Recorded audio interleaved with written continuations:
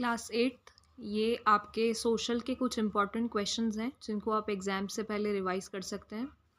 तो सबसे पहले हम very short and short answer type questions देखेंगे।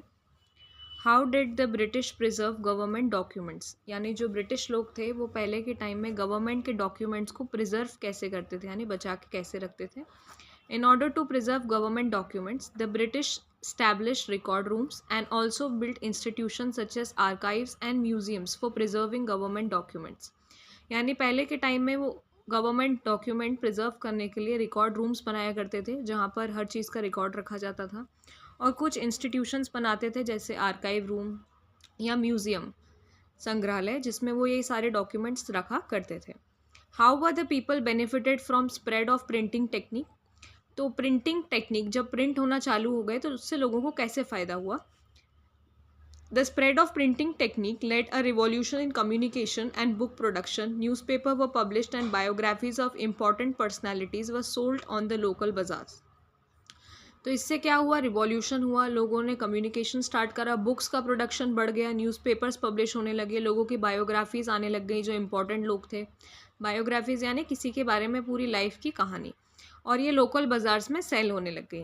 People were acquainted with various issue which lead to spread of knowledge. तो अब जितनी जल्दी चीज़ें प्रिंट हुई, बाजार में आई, उतने ही तरीके से लोगों में नॉलेज बढ़ती गई। Who was the first governor general of India. Warren Hastings India के पहले गवर्नर जनरल थे। What is meant by colonization? Colonization का क्या मतलब होता है? When a powerful nation establishes its political, socio-economic and cultural dominance on another country in order to exploit its resources in its own interest, the process is known as colonization. यानी जब कोई बड़ा powerful nation, कोई बड़ा powerful देश अपने political, economic और cultural यानी हर तरीके से किसी दूसरी कंट्री को डोमिनेट कर लेता है, उसके ऊपर दबाव बनाता है और उसके सारे रिसोर्सेज को एक्सप्लॉइट करता है, तो अपने खुद के फ़ायदे के लिए अगर उसका फ़ायदा उठाता है किसी छोटी कंट्री का, किसी कमज़ोर देश का, तो उसे हम कॉलोनाइजेशन बोलते हैं। How did India historians divide the history of India. तो कैसे डिवाइड हुई है इंडिया की हिस्ट्री, तीन उसमें डिवाइड हुई है, एंशियंट, मिडीवल और मॉडर्न। एंशियंट यानी बहुत पुरानी, मिडीवल कुछ बीच की, और मॉडर्न अभी नहीं। What is the important of third battle of Panipat. Panipat की तीसरी जो लड़ाई हुई थी उसकी क्या इंपॉर्टेंस है। ये किसके बीच में लड़ी गई थी, अफ़गान इन्वेडर अहमद शाह अब्दाली और मराठास के बीच में लड़ी गई थी, और इसके बाद सदाशिव राव जो थे मराठा की आर्मी को वो चला रहे थे। Bhau Peshwa in which the Marathas were defeated in this was largest defeat of Marathas and this battle paved the path of victory of the British in India.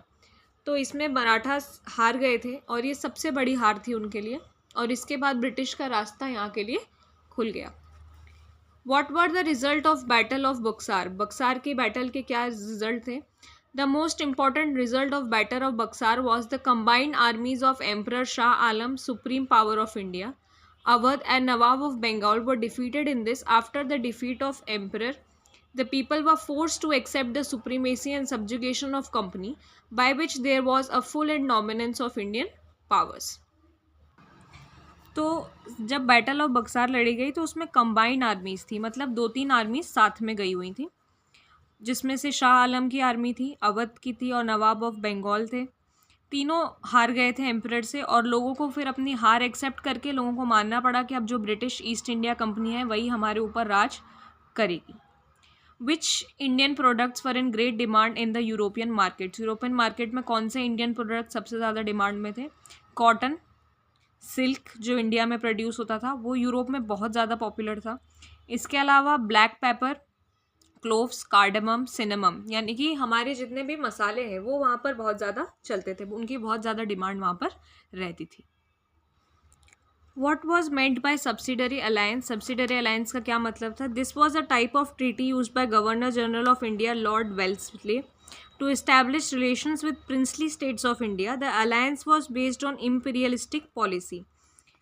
तो ये उस टाइम पर चलने वाली गवर्नर जनरल जो थे लॉर्ड वेस्ले, उन्होंने चलाई थी, जो कि इंडिया की कुछ स्टेट्स थी प्रिंसली जहाँ पर राजा महाराजा हुआ करते थे, उनके साथ संबंध बनाने के लिए सब्सिडरी अलायंस चलाई जाती थी। What is meant by charter? Meaning of charter: this is a type of letter of consent under which a particular person gets the right to do a particular task. यानी एक तरीके का letter of consent होता था कि आप सहमति दे रहे हैं, सामने वाला जो भी इस लेटर पे साइन करता था कि कोई इंसान कोई एक पर्टिकुलर काम करेगा। 16 में East India Company from England acquired charter from ruler of England Queen Elizabeth, यानी क्वीन एलिजाबेथ से वो लेकर आए थे हमारे यहाँ। What attracted European trading companies to India, किस चीज़ से वो अट्रैक्ट हुए थे? वही जो हमने अभी देखा, fine qualities of cotton silk जो इंडिया में बनता था, जिनकी बहुत डिमांड थी और यहाँ पर ट्रेडिंग पॉसिबिलिटीज़ थी, उन्हें पता था यहाँ का मार्केट अच्छा चलेगा, तो वो यहाँ पर उससे अट्रैक्ट होकर आए थे। Give 2 problems which arose with the new Munro systems of fixing revenue. तो मुनरो सिस्टम में क्या क्या 2 प्रॉब्लम्स थी। After the enactment of new Munro system, revenue demand in order to increase the income of land which was unable to be paid by the peasant and they fled the countryside. यानी कि उन्होंने revenue जो था वो बढ़ा दिया, tax जो था वो बढ़ा दिया इतना कि इनकम से ज़्यादा वो बढ़ गया था। तो जितने भी पीजेंट्स थे, जो मजदूर वर्ग था, जो ये पैसा नहीं दे पाते थे, वो गाँव तरफ चले जाते थे। Officers of Monroe system had imagined the new system would make the peasants rise enterprising farmer, but this did not happen. तो ऑफिसर्स को ये लगता था कि इससे जो पीजेंट्स हैं वो राइजिंग फार्मर्स बन जाएंगे, वो खेती बाड़ी, लेकिन ऐसा नहीं हुआ। वो इससे परेशान होकर कंट्री साइड की तरफ चले गए। Why were riots included in growing indigo? Riots were reluctant to grow indigo because the planter insisted the peasant to grow indigo on the best soil. After the indigo cultivation, the land fertility get exhausted and land could not be able to sown with rice. Besides, the peasants were provided advance loan for indigo cultivation, but after harvesting, they were insisted to sell the crop at low prices, due to which peasants could not pay loan and trapped in cycle of debt. तो क्या था कि पहली बात तो Indigo को उगाने के लिए इनको बोला जाता था कि आप बेस्ट सॉइल पर उगाओ। एक बार इंडिगो उगने के बाद जो मिट्टी वहाँ की थी वो ख़राब हो जाती थी, उस पर और कोई सा क्रॉप उग नहीं पाता था। और दूसरा, पीजेंट्स जो थे उनको लोन तो दिया जाता था कि वो इंडिगो को कल्टीवेट करें, उगाएं, लेकिन जैसे ही फसल कटती थी उन्हें फोर्स करा जाता था कि वो फसल कम दामों में बेच दें, जिससे वो अपना कर्जा नहीं चुका पाते थे। Why did the company introduce permanent settlement in 1793? 1793 में permanent settlement क्यों आया? Because it was felt that this would ensure a regular flow of revenue into the company's coffers and at the same time encourage the zamindar to invest in improving the land, which would largely benefit the company due to demand of fixed revenue. तो इससे क्या हुआ कि ये इन्होंने permanent settlement क्यों लाए? ताकि रेगुलर फ्लो होता रहे रेवेन्यू का, यानी टैक्स रेगुलर आता रहे, और उससे जो ज़मींदार थे उनको इन लोगों ने इनकरेज करा कि ये इन्वेस्ट करें, लैंड अच्छा करें, जिससे कंपनी का बेनिफिट होगा क्योंकि डिमांड्स बढ़ती जाएंगी। इंडिगो और वोट प्लांट के बीच में क्या क्या डिफरेंस था? The indigo plant grew primarily in the tropics, ये ट्रॉपिक्स में उगता था, ये टेम्परेट एरिया में उगता था। इंडिगो से नीला कलर आता था और इससे जो डाई निकलती थी उससे थोड़ा डल कलर आता था। 1617 के बीच में largest producer of Indigo India थी, डाई करने के लिए यूज़ करा जाता था इंडिगो को कपड़ों पर। वोट प्लांट को यूरोप में प्रिफर नहीं करा जा सकता था, उसको भी क्लोथ डाई करने के लिए यूज़ करते थे। What were the major problems is niche cultivation? Niche cultivation की क्या बड़ी problems थी? The planters found it difficult to expand the area under niche cultivation. Indigo could be cultivated only on fertile land and these were all already densely populated. यानी उन्हें अपना area बढ़ाने को नहीं मिलता था। इंडिगो को सिर्फ फर्टाइल लैंड्स पर उगाया जा सकता था, लेकिन ऐसे एरियाज ऑलरेडी पॉपुलेटेड थे, यानी वहाँ पर लोग रह रहे थे। A large plantation required a vast number of hands to operate, यानी बड़े प्लांटेशन के लिए और लोग थे और मज़दूरों की ज़रूरत थी, लेबर बहुत ज़्यादा चाहिए थी एक टाइम पर। लेकिन राइस कल्टीवेशन की वजह से वहाँ के पीजेंट्स जो थे, मजदूर जो थे, वो ऑलरेडी बहुत ज़्यादा बिजी थे। Which were the 2 main systems of indigo cultivation? Indigo cultivation के क्या 2 मेन सिस्टम थे? निच और रॉयट। निच सिस्टम के अंदर क्या होता था? लैंड पर इंडिगो उगाते थे जो डायरेक्टली उनके कंट्रोल में रहता था, और राइट में planters force the ryots to sign a contract and agreement, और राइट में वो उन्हें फोर्स करते थे कि आप हमारे साथ एग्रीमेंट करो। What efforts were made by the company to increase indigo production? Indigo production बढ़ाने के लिए कंपनी ने क्या एफर्ट लगाए? जैसे जैसे ट्रेड बढ़ता गया, कमर्शियल एजेंट्स और ऑफिशियल जो थे, ऑफिस में काम करने वाले, उन्होंने इंडिगो प्रोडक्शन में अपना पैसा लगाना शुरू करा, इन्वेस्टमेंट करना शुरू करा, और इससे अट्रैक्ट होकर जो हाई प्रॉफिट्स देखकर स्कॉट्समैन, इंग्लिशमैन, बहुत सारे लोग इंडिया आने लगे और प्लांटर्स बन गए, जो यहाँ पर उसी की खेती करना शुरू कर दी। Where was the Kalamkari print created? Kalamkari print कहाँ पर था? ये बनाया गया था आंध्र प्रदेश के बुनकारों ने, वीवर्स ने। Edges of this artwork were adorned with attractive floral designs, यानी इसमें फूलों की डिजाइंस एंड पर बनाई जाती थी। Y did the tribal group support Birsa? यानी जो ट्राइबल ग्रुप्स थे आदिवासियों के, वो बिरसा का सपोर्ट क्यों करते थे? Birsa did important work of transforming the lives of tribal groups and providing directions on them, यानी उन्होंने उनका जीवन सुधारने के लिए बहुत काम करा है। During the time of famine, यानी कि जब एपिडेमिक आई थी, सूखा पड़ा था, served various tribal groups in selfless manner, freed the society from vicious cycle और सुपरस्टिशंस। उन्होंने बहुत सारे तरीक़ों से सोसाइटी से उनको मुक्त करवाया था, छूत अछूत की चीज़ों से बचाया था। बहुत सारी ऐसी चीज़ें थी जो सुपरस्टिशियस होती हैं, जो हम सिर्फ मानते हैं, सच नहीं होता। Along with this he also रेबल्ड against the revenue system and ज़मींदारी system. उन्होंने रेवेन्यू, ये जो टैक्स लिया जाता था ब्रिटिश के द्वारा हमसे, ज़मींदारी सिस्टम जो उन्होंने चलाया था, इन सब के खिलाफ भी आंदोलन करे थे। इन सब वजहों से जो ट्राइबल ग्रुप्स हैं वो उनका सपोर्ट करते थे। Where did the jhum cultivators primarily live? Jhum cultivators generally mountain के एरियाज़ में और फॉरेस्ट के एरियाज़ में, नॉर्थ ईस्ट और सेंट्रल इंडिया में रहते थे। How did tribal groups earn their livelihood? कैसे अपनी कमाई करते थे वो लोग? Tribal group was directly connected to the forest where they could move freely, grow crops and use the forest, यानी वहाँ पर वो आज़ादी से रहते थे, अपने क्रॉप्स उगाते थे, फॉरेस्ट का यूज़ करते थे। बहुत सारे ट्राइबल पीपल एनिमल की रियरिंग करते थे और अपना लाइवलीहुड चलाते थे। What are the characteristics of jhum cultivation? Jhum cultivation के क्या क्या कैरेक्टरिस्टिक्स हैं? इसको शिफ्टिंग कल्टिवेशन भी बोला जाता है। ये बहुत छोटे से एरिया में करा जाता है। ट्रीज़, ग्रास, बुशेस को जलाकर ये करा जाता है। सीड्स करी जाती हैं एशेज़ में, और जब क्रॉप रेडी हो जाता है, फसल कट जाती है, उसके बाद ये दूसरी फील्ड में चले जाते हैं। Why were revolts taking place in various parts of the country and when did the Worli revolt take place? कौन कौन से रिवॉल्ट थे और वॉर्ली रिवॉल्ट कहाँ हुआ? 19th और 20th सेंचुरी में जो ट्राइबल ग्रुप थे वो अलग अलग जगहों पर आंदोलन अपने कर रहे थे। उन्हें लॉस पसंद नहीं थे, नए टैक्सेस उन्हें भरना पड़ रहे थे, ये सब चीज़ें उन्हें पसंद नहीं आ रही थी। इसमें से एक था वॉर्ली रिवॉल्ट, जो महाराष्ट्र में 1940 में हुआ था। What problems did shifting cultivators face under British rule? तो ब्रिटिश रूल में इनको क्या दिक्कत थी जो शिफ्टिंग कल्टिवेटर्स थे? Life of shifting cultivators was based on free movements in the forest, यानी इनकी लाइफ किस चीज़ के ऊपर थी कि कितने फ्री मूवमेंट्स वो कर पा रहे हैं, फॉरेस्ट का कैसा यूज़ कर पा रहे हैं। लेकिन अब ब्रिटिश रूल के अंदर उनको सेटल होना पड़ा, उनकी फ्रीडम चली गई, उन्हें डिमांडेड रेवेन्यू देना पड़ा, टैक्स भरना पड़ता था।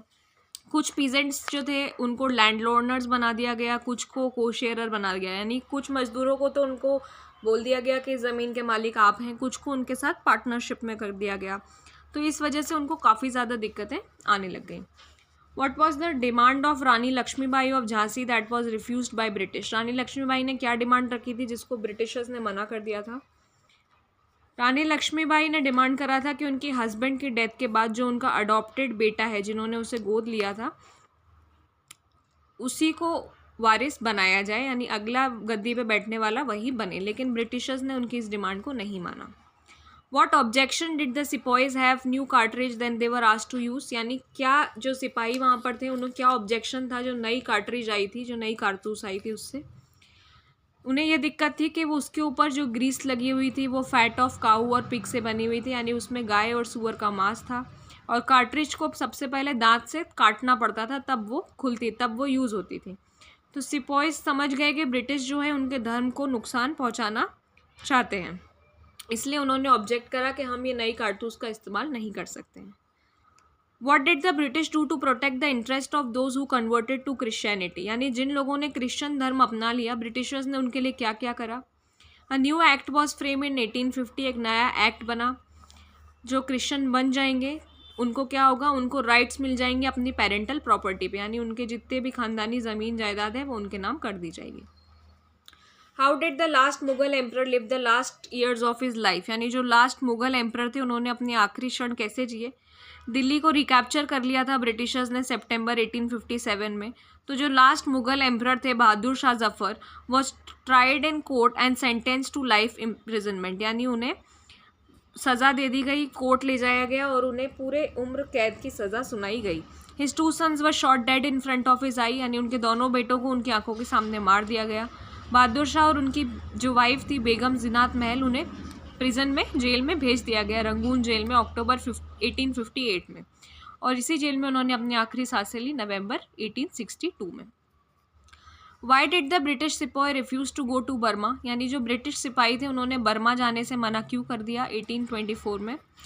क्योंकि they were told to go to Burma by crossing the sea. They refused to follow the order because Sepoys believed that if they crossed the sea, they would lose their religion and caste, क्योंकि इससे उनका धर्म भ्रष्ट हो जाता। When and for what conviction was Mangal Pandey hanged, यानी मंगल पांडे को फांसी की सज़ा क्यों और कब हुई? मंगल पांडे एक फ्रीडम फाइटर थे जिन्होंने फर्स्ट सबसे बहुत इंपॉर्टेंट रोल प्ले करा था इंडियन इंडिपेंडेंस के पहले वॉर में। अप्रैल 8, 1857 को उन्हें फांसी की सज़ा दी क्योंकि उन्होंने बैरकपुर में ऑफिसर्स के ऊपर अटैक कर दिया था। Why did Mahatma Gandhi want to teach children handicraft, Mahatma Gandhi handicraft बच्चों को क्यों सिखाना चाहते थे? क्योंकि हैंडीक्राफ्ट से उनकी माइंड की कैपेसिटी बढ़ती, वो अंडरस्टैंड करते, काम सीखते और क्राफ्ट सीखते, और उन्हें अलग अलग चीज़ें ऑपरेट करना आती। In James Mill opinion, how could they win the heart of natives, James Mill के ओपिनियन के अकॉर्डिंग किस तरीके से यहाँ के नेटिव लोगों का दिल जीता जा सकता था? In order to win the hearts of native, Hindu and Muslim out to be taught what they were already familiar with, what they valued and treasured, यानी उन्होंने समझाया कि जो हिंदू मुस्लिम पहले से ही मानते हैं चीज़ें, हमें उन्हें माने, उनकी वैल्यू करें और उन्हें बचा कर रखें, तो हम उनका दिल जीत सकते हैं।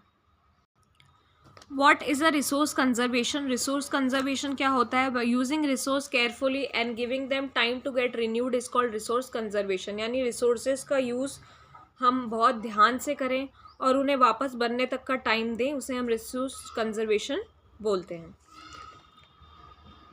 What is sustainable development? It is a process of economic development which is aimed at careful utilization of resources to meet the requirements of the present and future generation. तो क्या होता है सस्टेनेबल डेवलपमेंट में? ये एक economic development का part है जिसमें हम रिसोर्सेज जो हमारे पास हैं, जैसे हमारे पास पानी है वो एक रिसोर्स है, पेट्रोल है वो एक रिसोर्स है, तो हम उसको इतना केयरफुली यूज़ करें कि हमें पता हो कि हमें प्रेजेंट में कितनी ज़रूरत है और फ्यूचर में कितनी ज़रूरत लगेगी, हम उसे वेस्ट ना करें। Why are human resources important? Human resources इसलिए इंपॉर्टेंट होते हैं because skills of human help in transferring the physical material into valuable resources. Human resources इसलिए ज़रूरी है क्योंकि हम फिजिकल मटेरियल से किसी वैल्यूएबल रिसोर्स को बना सकते हैं। डेफिनेशन क्या है रिसोर्सेज की? All those things available in environment which can be use to fulfil our needs for which technology is available to making them which are economically viable and culturally recognised are resources, यानी जितनी भी चीज़ें हमारे environment में है जिससे हम अपनी ज़रूरत पूरी कर सकते हैं, जिसके लिए टेक्नोलॉजी है कि वो बन जाएं, हम तक इजीली पहुंच जाएं, कल्चरली हम उन्हें जानते हैं, उन्हें रिसोर्सेज कहा जाता है। Which are the 2 main climatic factor responsible for soil formation? Soil बनने के लिए क्या 2 ज़रूरी क्लाइमेट फैक्टर हैं? पहला है टेम्परेचर, दूसरा है rainfall. Name any 2 steps that government has taken to conserve plant and animals. किस किस 2 तरीक़ों से प्लांट और एनिमल गवर्नमेंट ने बचाए हैं? पहला, गवर्नमेंट ने नेशनल पार्क्स बनाए हैं जो गवर्नमेंट ने इकोलॉजिकल इंटीग्रिटी बचाने के लिए यूज़ करे हैं फ्यूचर जनरेशन तक, और दूसरा है बायोस्फीयर रिजर्व। ये प्रोटेक्टेड एरियाज़ है, ग्लोबल नेटवर्क से कनेक्टेड रहता है, इससे कंजर्वेशन भी होता है और आगे के लिए डेवलपमेंट भी होता है। In how many forms is water present on earth surface? पानी किस किस तरीके से हमारे अर्थ पर रहता है? ग्राउंड वाटर ओशियंस में, समुद्र में, सरफेस वाटर नदियों में, लेक्स में, और एटमॉस्फेयर में वेपर के फॉर्म में रहता है। What is agriculture? Agriculture is primary activity जिसमें हम फसल उगाते हैं, फ्रूट्स उगाते हैं, वेजिटेबल, फ्लावर्स और जानवर भी रखते हैं। एग्रो बेस्ड और मिनरल बेस्ड इंडस्ट्रीज़ में क्या डिफरेंस है? एग्रो बेस्ड में एनिमल्स और प्लांट्स के रॉ मटेरियल्स को यूज़ करा जाता है, मिनरल बेस्ड में मिनरल्स को यूज़ करा जाता है, खनिज पदार्थ जितने भी होते हैं। इसमें food processing, cotton, textile, dairy products, leather industry, ये सब एग्रो बेस्ड इंडस्ट्री के एग्जाम्पल हैं। मिनरल बेस्ड एग्जाम्पल जैसे आयरन बनता है, इसका रॉ मटेरियल, इसमें हैवी मशीनरी बनती है, मटेरियल्स, बिल्डिंग मटेरियल्स बनते हैं, ये मिनरल बेस्ड इंडस्ट्री का एग्जाम्पल है। पब्लिक सेक्टर और जॉइंट सेक्टर इंडस्ट्रीज़ के बीच में क्या डिफरेंस है? पब्लिक सेक्टर इंडस्ट्रीज़ जो होती हैं वो ओन और ऑपरेट होती हैं गवर्नमेंट के थ्रू, यानी उनकी ओनर भी गवर्नमेंट है, उन्हें चलाने वाली भी गवर्नमेंट है, जैसे कि Hindustan aeronautics limited, steel authority of India. Joint वो होती हैं जिन्हें स्टेट और इंडिविजुअल लोग या किस लोगों का ग्रुप चलाता है। मारुति उद्योग लिमिटेड एक जॉइंट सेक्टर इंडस्ट्री है। Which industry is often refer to as backbone of modern industry and why? कौन से इंडस्ट्री को बैकबोन कहा जाता है, यानी रीढ़ की हड्डी? आयरन और स्टील इंडस्ट्री को कहा जाता है, क्योंकि ये एक बहुत इंपॉर्टेंट कंट्रीब्यूशन है डेवलपमेंट ऑफ कंट्री में। जितनी भी चीज़ें बनती हैं, पिन से लेके एयरप्लेन तक, सब में आयरन और स्टील का ही यूज़ होता है। तो ये बेस पिलर है दूसरी इंडस्ट्रीज़ के लिए। The world population has grown very rapidly why? लोग पॉपुलेशन हमारे यहाँ इतनी जल्दी क्यों बढ़ गई है? क्योंकि चेंजेस हुए हैं, बर्थ और डेथ में चेंजेस हुए हैं।